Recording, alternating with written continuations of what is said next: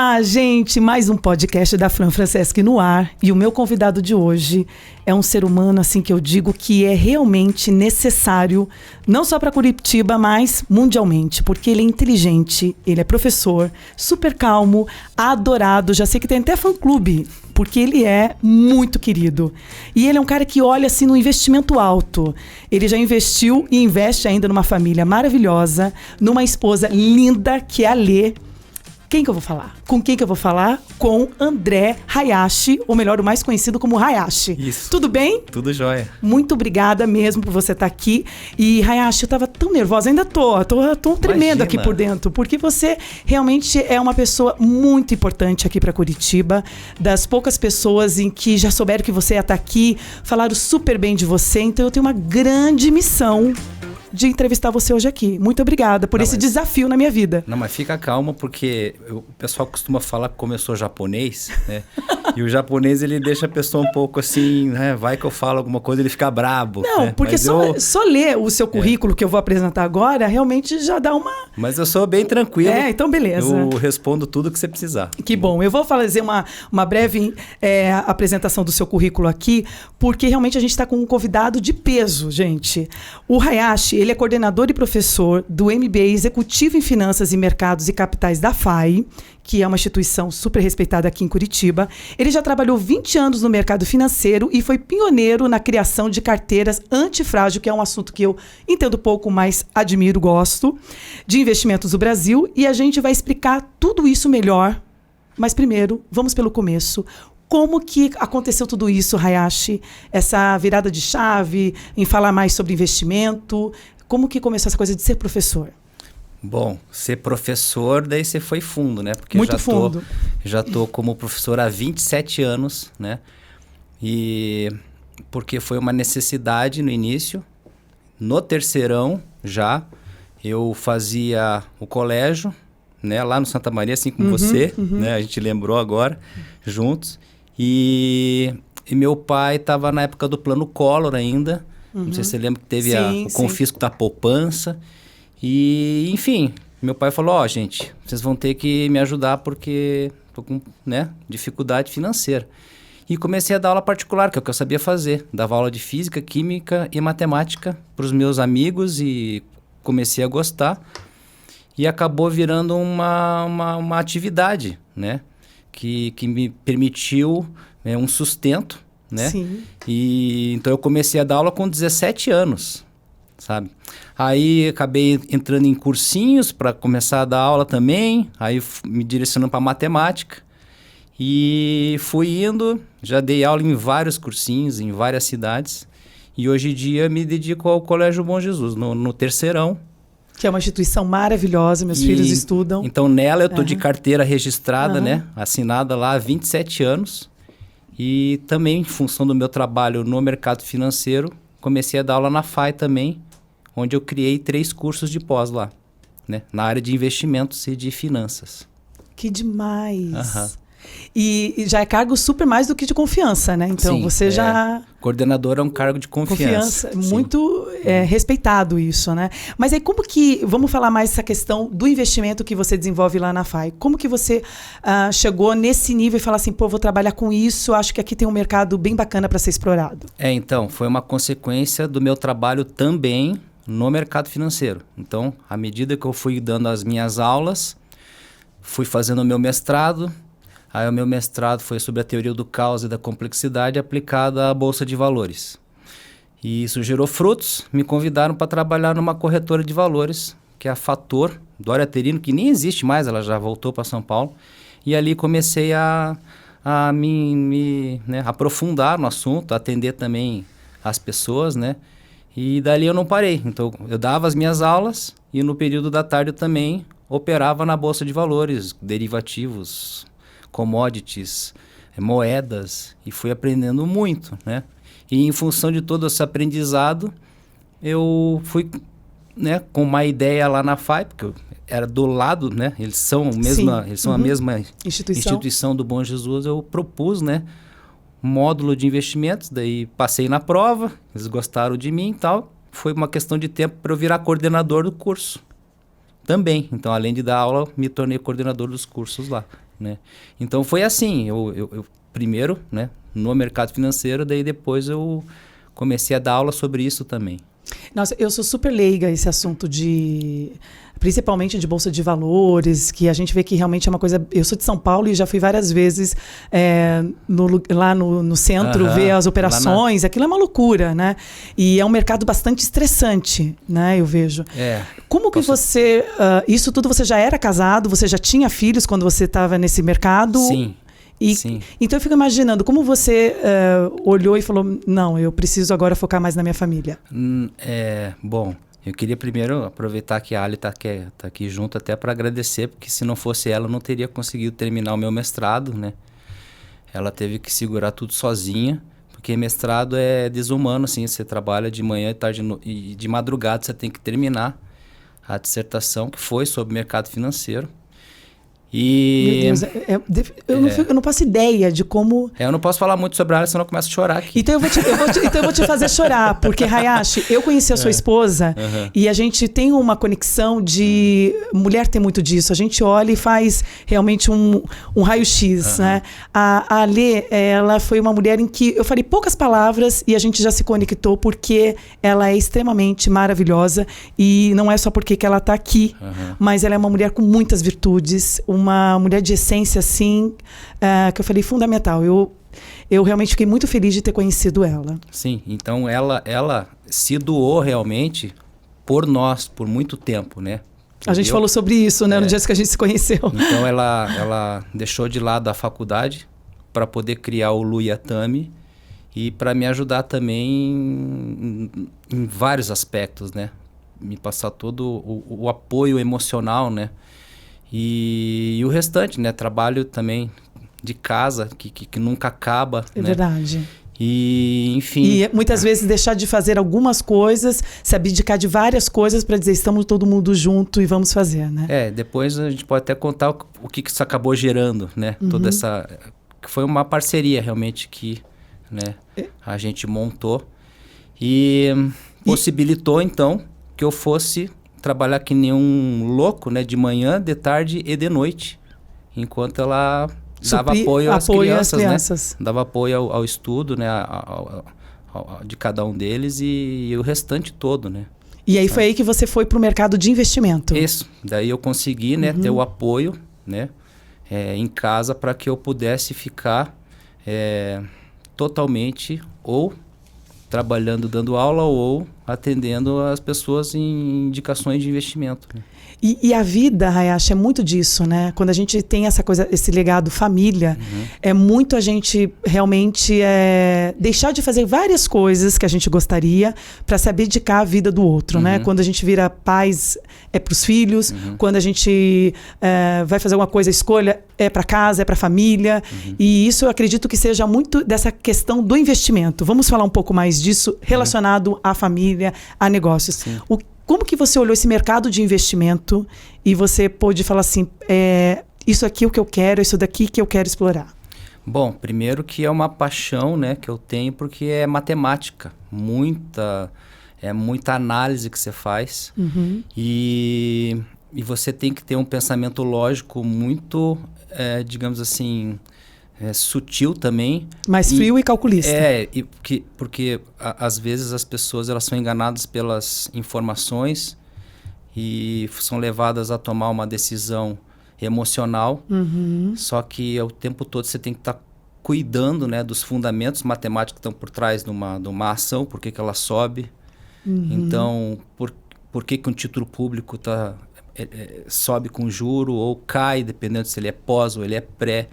Então, infelizmente, poucas pessoas têm acesso a esse arcabouço teórico e matemático que dá todo, né, o respaldo para você tomar uma decisão com segurança, mesmo com todas as notícias, né? Sim. Que eu costumo brincar que é como se fosse uma cortina de fumaça que deixa a gente perdido. Então, o meu sonho sempre foi poder tirar essa cortina da frente das pessoas e mostrar que por trás disso tem ciência, tem matemática, tem macroeconomia, né? Tem contabilidade, tem coisas sérias, né? Existe todo um conhecimento que você pode chegar lá.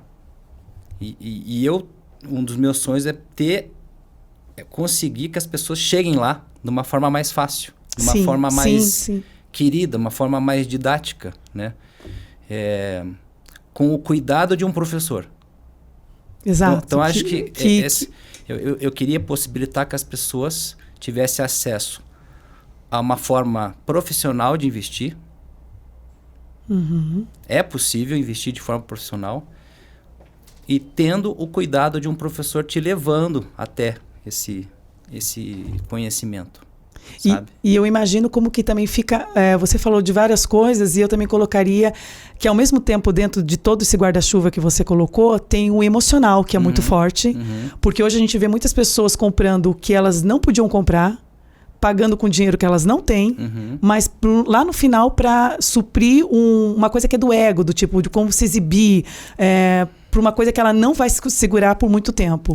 E a gente vê muito isso. Então, quando a gente fala nesse investimento certo, qual que é a tua análise para uma empresa quando te chama para uma consultoria? Como você consegue dizer assim, isso realmente você precisa? Não, você não precisa disso. Quando você fala de ego, você foi fundo, porque eu tive que ler uns 120 livros que falam sobre psicologia, ego, como se aceitar e etc.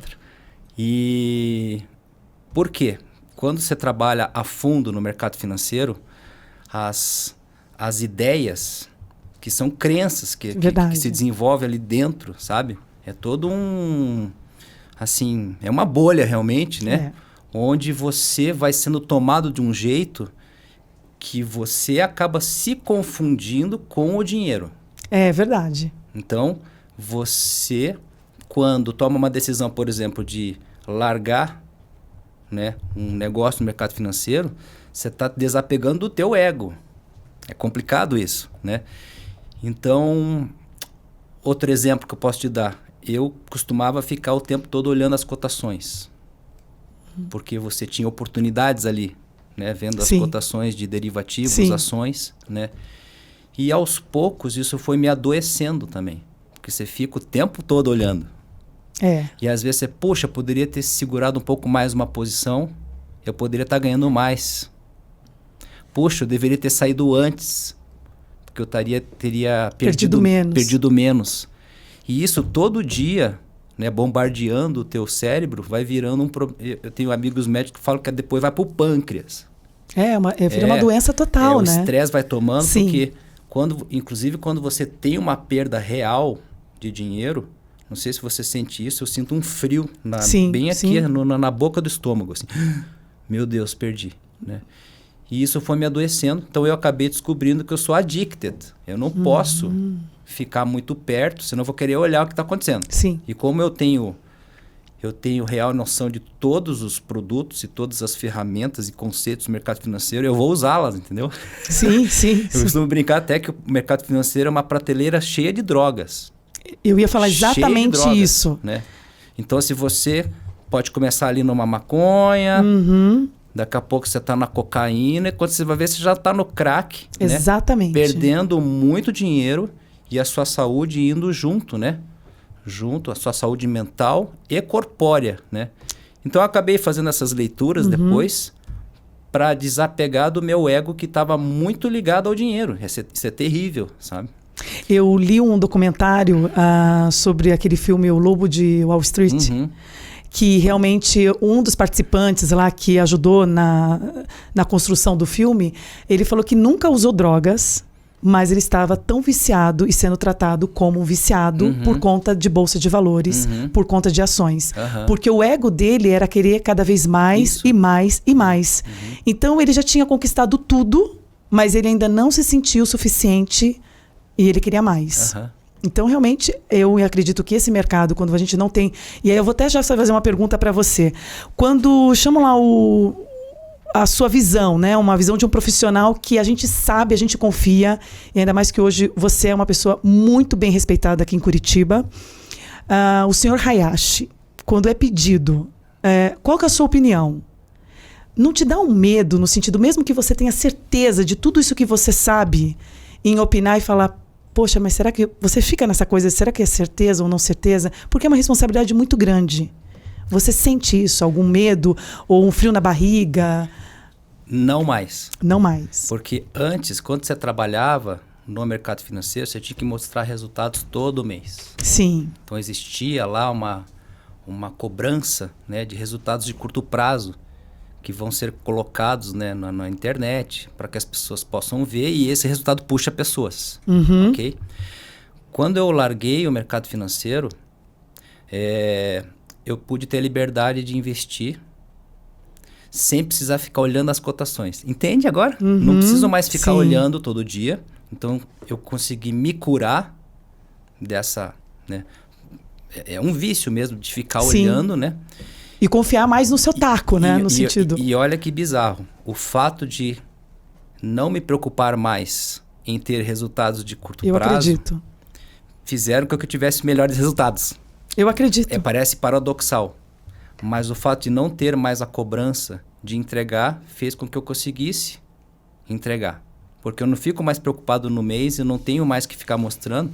Então eu posso me programar para fazer um investimento de médio e longo prazo que não tem erro. Que não tem. E como não há o erro, eu não tenho mais medo. E o negócio acaba ficando mais leve, né? No sentido que você acaba realmente acreditando em você e confiar. E também é aquela coisa, errou, é um aprendizado, né? Você não vai perder com isso, né? Sim. Hayashi, e explica pra mim, que eu acho isso fascinante, apesar de não entender tão a fundo, mas eu já fui empreendedora, né? E aí a gente tem uma leve percepção do que é uma carteira antifrágil.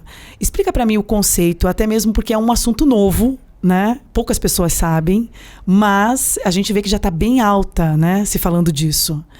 Explica para mim o que seria uma carteira antifrágil. Tá, então antifrágil não é a mesma coisa que não frágil.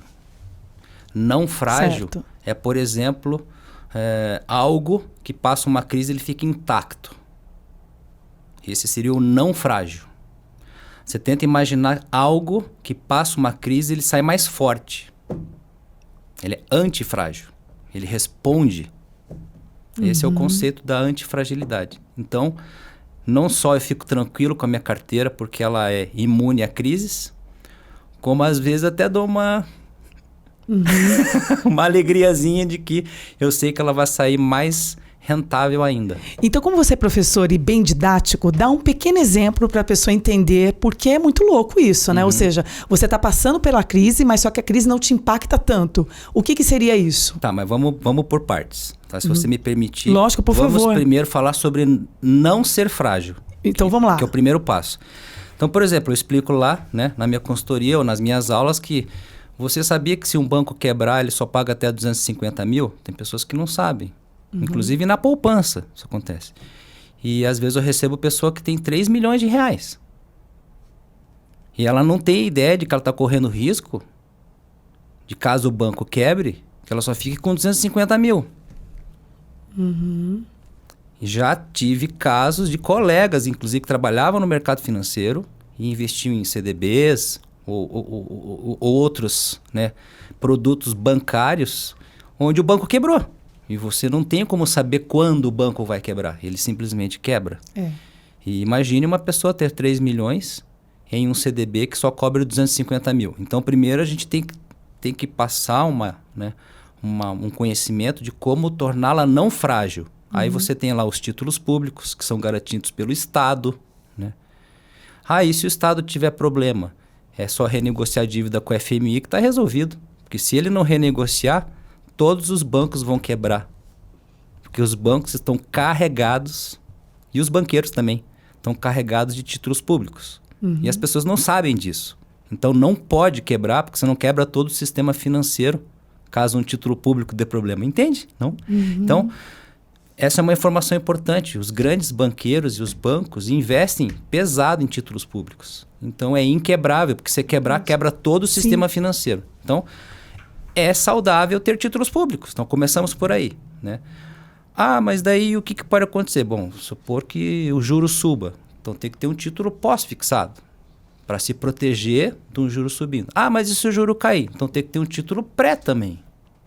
A tua carteira, além de ser não frágil, ela vai ganhando inteligência, que ela se protege também da alta e da queda dos juros. Ah, mas esse eu quero ganhar mais. Então, por que você não faz uma carteira em bolsa de valores, mas uma carteira não frágil também? Colocando num índice de ações que tenha 70 empresas. Ah, mas e se vier uma crise sistêmica? Não cai tudo? Cai todo o índice. Mas daí você compõe a carteira com fundo cambial, onde caso ocorra uma crise sistêmica, o fundo cambial vai estar subindo horrores, né? Vai estar valorizando um monte. O dólar chega a subir 50%, né? Numa crise.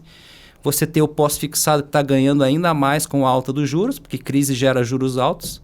Então você tem 2 barras da carteira te segurando, enquanto que outras 2 estão momentaneamente em queda. Você pega essas 2 que estão te protegendo, tira um pouco daqui, coloca aqui que está em queda, e quando a bolsa volta a subir, você ganha duplamente. Por que ganha duplamente? Porque pensa assim, se a bolsa cai de 100 mil pontos para 50 mil pontos, ela caiu 50%, certo? Agora, o que acontece com quem coloca lá nos 50 mil e volta para 100 mil? Sim. Ele ganha 100%. Então, além de você ter ganho já no dólar e no pós-fixado, você vai ganhar duplamente com o retorno da bolsa. Então, você é antifrágil. Uau! E não é tão difícil de explicar isso para uma pessoa. Só tem que passar toda a informação. Mas tem muita gente que não conhece isso, né? Que não sabe disso, né? Leva umas 2, 3 horas para explicar para a pessoa, mas ela consegue entender. Poxa vida. E como que você teve essa... Você acabou de falar do autor, que foi uma pessoa em que te deu esse olhar, né, para estudar mais esse antifrágil. Mas como que você percebeu que aqui em Curitiba, principalmente, né, que é a sua casa, você tinha uma demanda que você poderia ajudar grandes empresários nessa questão do antifrágil? Bom, porque no mercado você tem contato com muitos investidores, né? Que a gente sentia, eles vinham nos buscar, né? Pedindo ajuda. Então eu sentia isso no contato. E com os alunos também, né? Eu tenho muito aluno, então o tempo todo eu escuto deles, né? Puxa, eu queria tanto, né? Ter uma maneira de investir com mais tranquilidade, porque eu sofro quando eu perco dinheiro, né? Enfim, e então tudo isso foi me te dando alerta. Né? Pô, eu preciso criar um jeito de ajudar as pessoas de fato, né? E que elas consigam investir com tranquilidade e sem ficar viciadas. Sabe, que nem eu fui um viciado de cotações e me libertei disso.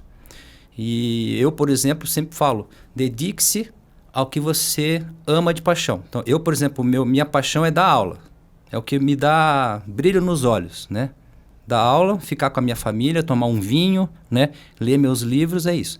E isso me permite que eu ganhe um pouco todo mês, ok? Uhum. Que é um trabalho real. Sim. Que me enche de prazer, que eu gosto de dar aula, eu gosto de estar com os alunos, né? Gosto de ler. Então, agora eu tenho tempo para isso.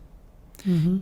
E sobra um pouquinho no final do mês, então faz um controle ali, não precisa ficar gastando muito, né? Porque na real, a nossa vida é um antifrágil total, né? São outras leituras para a gente aceitar não gastar muito. Verdade. Né? As pessoas às vezes têm essa ilusão de que tem, mas não precisa, né? Uhum. E com o teu trabalho real, que você tem amor, você concorda que é muito mais difícil ser demitido, certo? Porque você tem amor por aquilo. Uhum. Então você já ganha uma antifragilidade ali também. Né? Começa a guardar um pouco todo mês numa carteira antifrágil. Não precisa ser muito, mas guarde lá R$100 todo mês, R$500 todo mês. Em 30 anos você está milionário. É tudo juros compostos, né? Hayashi, você acha que comprar bolsas da Louis Vuitton, Dolce & Gabbana é uma forma segura, antifrágil? Então, eu já não caio mais nessa também de que não pode, porque eu já tive pessoas ao meu lado que até tinha aquela energia de que não, isso é pecado, sabe? Mas eu respeito, porque é uma questão de criação também. Sim. De pessoas que não se permitem ter, porque não pode ter, ou por questão... Enfim, eu descobri o seguinte, que se te dá prazer, verdade, que você se sente bem vestindo aquilo, uhum. que bem ou mal, quando você vai dar uma entrevista, você vai no lugar... Né? É bom estar bem trajado. Sim, sim. Né? Então, se aquilo te faz bem, por que não? Agora, tem que encaixar no orçamento. Não dá para estar vestido de Louis Vuitton e não conseguir pagar comida. as pessoas. Aí não faz sentido, né? Exatamente. Mas se cabe dentro do teu orçamento, por que não? Né? E isso eu sempre defendi, sabe? Poxa, as pessoas têm que fazer o que gostam também, não só, né, guardar dinheiro. Exatamente. Senão você vira um avarento e a energia é... Exatamente. A energia é horrível que fica, né? Eu sempre, na minha família, quando eu comecei nesse processo de empreender e olhar mais o significado do dinheiro, né? Porque quando você mora com os pais, você tem uma noção do que é o dinheiro. Quando você vai ao mercado e quer comprar as marcas que a sua casa consumia, você fala, pô, mas isso é caro, né? Uhum. Aí você fica entre optar pela marca ou então guardar o dinheiro ou ver se realmente aquilo precisa, né? Uhum. Mas você falou muito tempo e ainda se fala um pouco em que os melhores formas de investir o seu dinheiro, né, é em imóveis. Uhum. Isso ainda é uma lenda, ou é uma lenda não, quero dizer, isso ainda é real ou é uma lenda, ou tem outras coisas em que o povo ainda nem olha como um canal de bom investimento? Não, é bom e é importante investir em imóveis, tá? E então, desculpa, acho que isso, não é só isso. Não é só isso. É.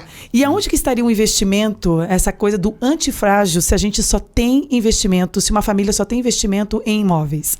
Onde que está a fragilidade disso? A fragilidade dela está na falta de liquidez. Porque se ela precisar de dinheiro durante uma crise, ninguém, né, vai querer chegar pagando, né, o que você está pedindo. Ela vai pagar o que ela quer pagar. Uhum. Então, você que só tem imóveis vai ter que se sujeitar a vender o imóvel por um preço mais baixo, porque Sim. todo mundo está segurando grana porque estamos numa crise, né? Então, veja agora do outro lado, quem tem uma carteira antifrágil, que tem lá sempre a barra da liquidez, que eu chamo, e que está vendo os imóveis em promoção, porque estamos numa crise. Ele pode ou não pode ir lá e pegar um imóvel de 300 mil e falar, pago 100 mil. Se a pessoa estiver desesperada, ela vende. E passa um tempo, se 100 mil volta para 300 mil, ele pode pegar, vender o imóvel e recompor a barra da carteira antifrágil. Então, ele aproveita. E é isso que eu estava tentando te falar. Não é só ter imóvel. Verdade. Você tem que ter também um investimento financeiro para ter oportunidades até mesmo em comprar outros imóveis. Por que não? Exatamente. E aí você vai tendo sempre a faca e o queijo na mão. Aí você vai rebalanceando a tua carteira de imóveis e dinheiro. Quando o dinheiro está mais valorizado, você pode comprar imóveis desvalorizados. E a hora que os imóveis sobem, você pode ir vendendo devagarzinho no tempo necessário, porque você não pode vender imóvel com rapidez. Você vende no tempo necessário para ir recompondo a tua carteira financeira. E que dica que você dá, então, porque é perfeita essa sua análise, a sua visão, você vai falando e vai... imagino que passe isso com os seus... Quando você dá consultoria, a pessoa vai abrindo um leque, né, de possibilidades, de coisa que a gente... É tão fácil falar assim, mas a gente não pensa, porque está no automático da nossa vida, né? É que o financeiro é a cozinha da casa. É a cozinha. Tá? Então, quando eu arrumo a planilha antifrágil da pessoa, ela fala, caramba, agora eu entendi que não é difícil e que dá para ficar rico investindo um pouco todo mês, só que de maneira antifrágil, ela começa a perceber, caramba, eu poderia usar um pouco dessa barra aqui que está para sonhos de médio prazo, que já está programado na carteira, para comprar um terreno, por que não? Eu posso fazer aquela viagem que eu estava tanto sonhando, sem necessariamente... E, repito, eu não recrimino quem usa cartão de crédito. Tem que usar, poxa, se é um sonho teu... E você, no crédito ou no débito, você acha que o mais inteligente é continuar usando no crédito ou não? Depende. Eu sei que são casos e casos, mas depende. Qual que é você, Hayashi, quando vai no mercado? Como eu te falei, eu tenho alguns... Não, tudo que você falar é o que eu vou fazer. Assim, Hayashi falou. Já estou anotando. Eu tenho alguns, digamos assim, cuidados com cartão de crédito, né? Sim. Então eu prefiro pagar no débito. Sério, Hayashi? Nossa, eu achava que era o crédito. Mas assim, agora também a Ali está me ensinando a usar as milhas lá do cartão. Isso. Então eu estou me dando também ao luxo de usar lá os pontos, né, do cartão lá para poder viajar. Então, mas é questão realmente de perfil. Eu conheço pessoas, alunos meus, que fazem lá alguns módulos de inteligência financeira que pagam tudo no cartão de crédito. E o cartão de crédito tem a vantagem de mostrar onde que estão todos os teus gastos. Por que não? Você pode fazer isso, desde que o cartão de crédito esteja dentro de uma estrutura de orçamento. Antifrágil para você, tô brincando. Por que não? Por que não, né? Por que não?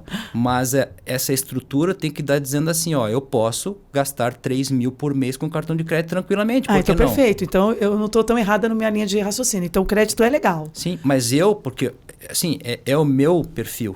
Eu Entendi. não gosto muito de carregar no cartão de crédito, porque se um dia eu realmente precisar dele para uma viagem, porque hoje em dia, passagem não te dão desconto à vista. Tem hotéis que não te dão desconto à vista. Então, você realmente tem que parcelar. Aí, se já tem parcela alta e você parcela mais ainda, sim, a coisa pode complicar. Então, eu prefiro pagar muitas coisas no débito, para não ter surpresas depois. Mas sabe qual que é a minha sorte? Agora eu vou me sentir um pouco alê. Eu tenho um Hayashi lá em casa, um Eduardo Hayashi, que tem essa visão também, e ele é um cara super cabeça para administrar as coisas. E você falando, eu estava lá pensando, sim, ele fala a mesma coisa, tem coisas que é ok no crédito, tem coisas que é ok no débito. Até mesmo porque nós temos 4 filhos, né, Hayashi? Não dá para ser tudo no débito. Sim, com certeza. E vamos falar agora uma questão do que... Você é um cara que dá consultoria para fora do Brasil, Alemanha, Estados Unidos, se eu esquecer de alguma aí você me fala, mas quando você olha para o Brasil, né, com essa questão aí do antifrágil que você desenvolveu, você é super solicitado aqui, você... uma questão de brasileiro, não falando mal dos brasileiros, tá? Mas eu vejo que a nossa cultura aqui, a gente é muito consumista. Né? Tudo bem, o americano eu consumo também, mas eu vejo que o brasileiro ele é mais vaidoso, a gente gosta de exibir o que a gente tem, o que eu não acho ruim, na medida de que você possa suportar aquilo. Certo. Eu não vejo isso no europeu, acho o europeu uma pessoa mais tranquila, né, para o consumo, ou eu estou errada? E você tem essa visão do país que mais investe e que já trabalha essa coisa do antifrágil? Já está um pouco adiantado do que a gente? Você está falando deles mais adiantados que nós aqui no Brasil? Ou não, você acha que não? Não, o conceito de antifrágil ele é novo no mundo todo. No mundo todo. Né? O Nassim Taleb trouxe, né? Recomendo novamente que leiam o livro dele. Mas, como é no mundo todo, está sendo meio que homogêneo, né? Essa aquisição do conhecimento pelas pessoas. Mas eu acho que o antifrágil... É um conceito mais realmente preocupado com a gestão do dinheiro, mas não tanto com consumo? Porque, por exemplo, a minha mãe é alemã. Você vai dar risada agora, né? Mas a minha mãe é loira de olhos azuis e meu pai é japonês. E é muito forte na cultura alemã o lance de que teve guerra lá, que eles sofreram muito, né? E que tem que guardar dinheiro. Tem que guardar dinheiro. E eu aprendi desde pequenininho que eu tinha que guardar, desde cedo. Aí minha mãe me pegava pelo braço e me dava um chicabom. E ia lá no Bamerinos, lembra que tinha o Bamerinos? Eu colocava na poupança com a Margarete. Nem sei se ela tá viva ainda. Beijo aí, Margarete. Enfim, ela era a nossa gerente. E aí depois ela me dava um chicabom de presente. E isso foi meio que me internalizando. Mas... hoje em dia, quando eu não guardo no mês, eu me sinto culpado. Então, veja, ao mesmo tempo que é uma cultura que me trouxe essa austeridade de, né, poxa, eu tenho que consumir menos do que eu ganho, me trouxe um trauma também. E eu volto e meia aprendo com a Ali que me traz, poxa, a gente tem que viver também. A gente tem que se dar alguns direitos, né? E realmente um aprendizado, sabe? Então, aqui no Brasil, eu fico vendo pessoas que ficam, né, totalmente despreocupadas com o final do mês e dão um jeito, sabe? E conseguem, né? E eu fico, poxa, e eu fiquei lá me pré-ocupando esse tempo todo, às vezes até de cara fechada, porque eu falei, não vou sair hoje, porque não está dando para gastar esse mês. E às vezes fecha, podia ter feito, sabe? Podia ter ido, porque daqui a pouco a vida acaba e, né? Sabe? Sei, então, a gente vive a mesma sensação quando a gente tem filhos, a gente tem essa preocupação de não deixar faltar e sempre querer dar o melhor, né? Então acho que a questão aí, a resposta é equilíbrio. Equilíbrio, né? Exatamente. Sabe? Então, meu pai é japonês, imagina, né? Essa questão de dinheiro também, muito rígido, né?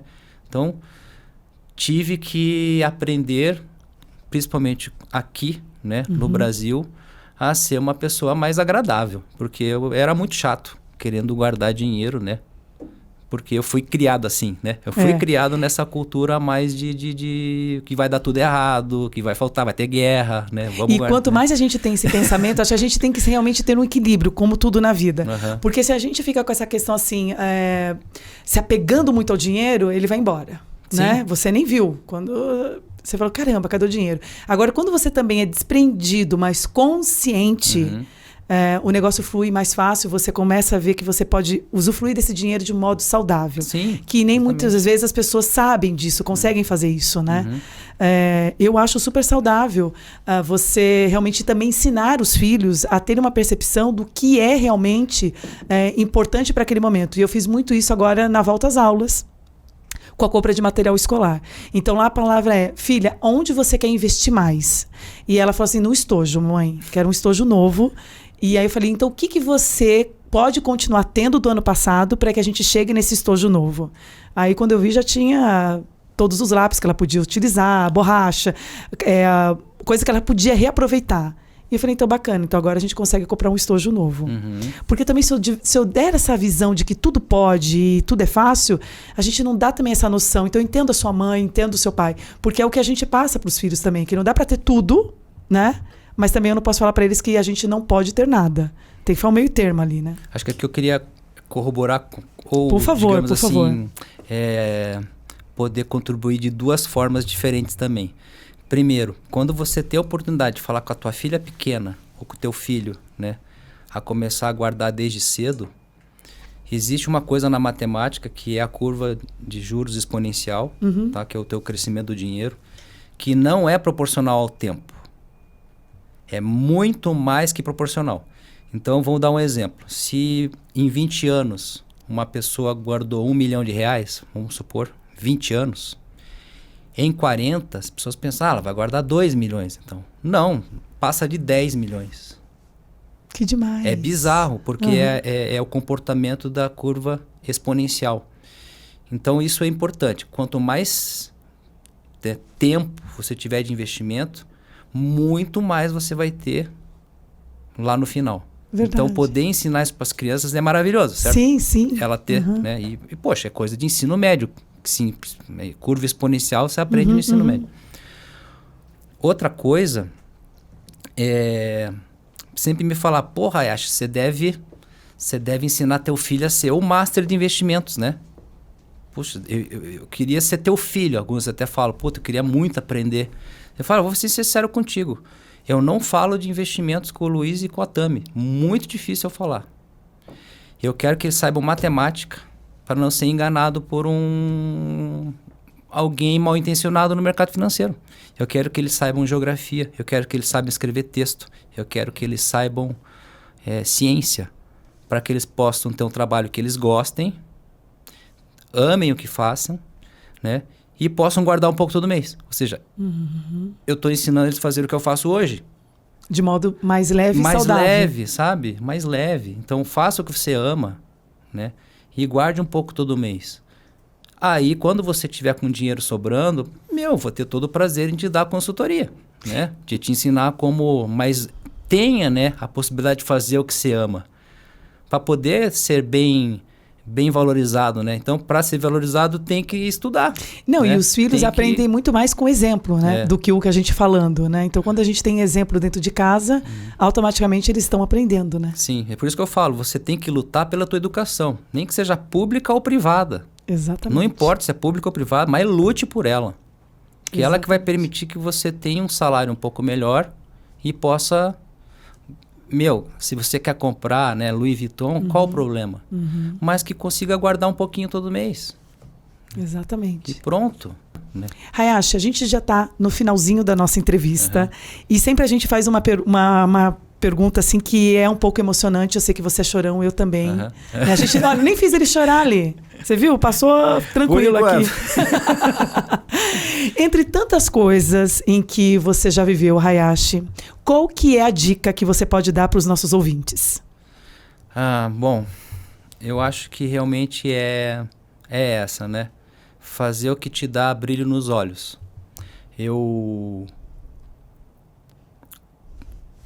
quando larguei o mercado financeiro, eu escutei do meu filho, né, que eu estava trabalhando de domingo a domingo. E que eu não estava sendo um pai de verdade. Que ele não me via mais. E eu falei, poxa, filho, eu estou querendo ficar rico, quem não quer? Uhum. E ele falou, pô, pai, mas o que te falta?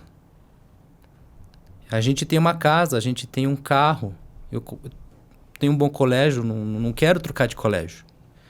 Mas eu sinto sua falta. E meu sonho sempre foi ter aula com você. E eu falei, poxa, e agora? Uhum. E tomei a decisão de largar o mercado financeiro para me dedicar às aulas, porque o sonho dele era ter aula comigo. E o mundo, ele gira de uma forma, né, que assim, eu sei que até hoje eles me agradecem, eles não falam isso, eles não admitem, assim. Mas o Luiz Henrique passou na UTF-PR no mesmo curso que eu fiz. E eu nunca falei para ele fazer engenharia elétrica. E ele está fazendo engenharia elétrica. Então, pelo menos eu não sou um contra-exemplo para ele. Uhum. Porque eu atendi o pedido dele quando ele mais precisou, que era, eu quero só que você seja meu pai, né? E a Tami foi minha aluna também e acabou me presenteando com uma passagem em medicina na Federal com 17 anos. Quem que consegue isso, né? Sem ter feito cursinho. Ela só fez terceirão. E se você fizer a conta, é uma economia de, no mínimo, R$1 milhão, uma faculdade de medicina. Então, eu acabei recebendo, né, esse retorno de uma forma inesperada, né? Mas eu tenho certeza que o fato de eu estar lá dando aula para ela ajudou ela, nem que seja um pouquinho. Nossa, ajudou, sabe? Muito, né? Eu tô emocionada também. Hayashi, você é um cara virtuoso. Que prazer, que honra minha em poder ter contado a sua história. Que pena que é pouco tempo aqui, mas eu tenho certeza que as pessoas em que ouviram vão ouvir, vão se sentir inspirada, emocionada, porque você é um ser humano de verdade. Não é à toa que você tem essa legião de alunos que te amam, que gostam de você. Pessoas em que são investidoras, que são empreendedor, que falam com carinho do seu nome. E por isso que eu vi como uma grande responsabilidade te entrevistar hoje, porque obrigada por você estar aqui hoje comigo, contando essa história. E obrigada mesmo. Não, eu que agradeço, foi uma honra. Quem sabe no futuro saem novos projetos aí que eu quero continuar ajudando as pessoas cada vez melhor e possa voltar aqui e contar. As portas, né, abertas. Você poder ganhou mais uma fã que vai entrar no fã-clube da FAI sobre falar do Hayashi com carinho. Não, gratidão mesmo. Gratidão toda minha, tá? Você tá na rede social, você alimenta as redes sociais? Sim, todo dia. Como que você tá lá? É André Daniel Hayashi, no Instagram. Soletra aí o Hayashi, para quem estiver só ouvindo e não tá vendo o nosso... Então, moçada, é no Instagram. É André Daniel Hayashi. Hayashi é com H. Tá? Hayashi com H. Isso. H-A-Y-A-S-H-I.